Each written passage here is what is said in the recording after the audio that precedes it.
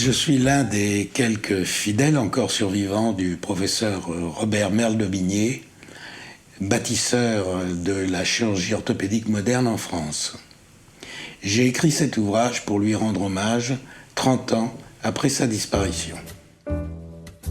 En un demi-siècle, la pratique de la chirurgie orthopédique est passée d'un niveau, il faut bien le dire, de soins approximatifs à un exercice dont les résultats spectaculaires sont connus du grand public pour en avoir largement bénéficié. Si par exemple, le remplacement chirurgical de l'articulation de la hanche ne demande que quelques jours d'hospitalisation, cela est dû naturellement aux avancées techniques et technologiques ainsi qu'aux progrès conjugués de la médecine.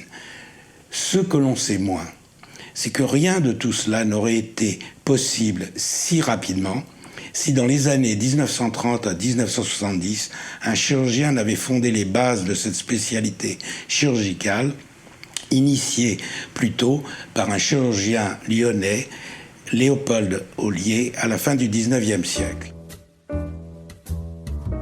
Le professeur Merle-d'Aubigné s'est battu pour individualiser et séparer la chirurgie des os et des articulations de la chirurgie générale, verrouillée par les caciques de l'époque. Il a créé un diplôme spécifique et contribué à crédibiliser la Société savante de chirurgie orthopédique.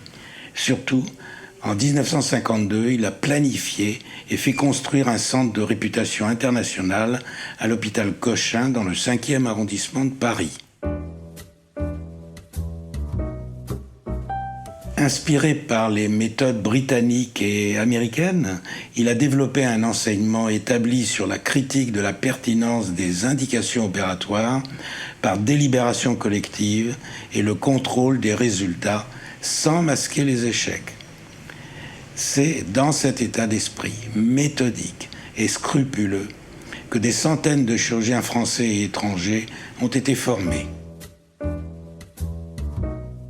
Les 3000 chirurgiens orthopédistes qui exercent aujourd'hui en France lui doivent un diplôme reconnu et exigé par les tutelles institutionnelles.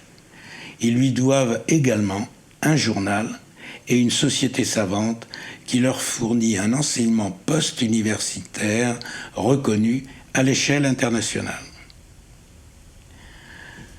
Robert Merle-d'Aubigné nous a quittés il y a 30 ans.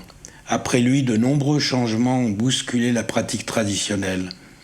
Parmi les événements marquants, on relève une judiciarisation galopante, un divorce regrettable entre les pratiques publiques et libérales, une désorganisation de l'accueil des urgences hospitalières. Le tout engendrant des dépenses qui imposent de reconsidérer l'organisation territoriale des soins. Mais, parmi ces changements, l'irruption de l'idiome numérique est celui qui provoque le plus d'interrogations. Aujourd'hui, donc, la pratique de cette spécialité chirurgicale est impactée par la révolution numérique comme tout autre secteur de la médecine. Le lecteur trouvera dans cet ouvrage une réflexion prospective sur l'avenir. Quel sera l'effet de cette révolution sur le devenir de la profession ? Le chirurgien deviendra-t-il l'assistant d'un robot opérateur ? Pire encore, muni d'un cerveau hybride, sera-t-il soumis à la technoscience ? Ainsi, devenu Homo informaticus, sa décision d'opérer restera-t-elle un art ? Deviendra-t-elle une science désincarnée ?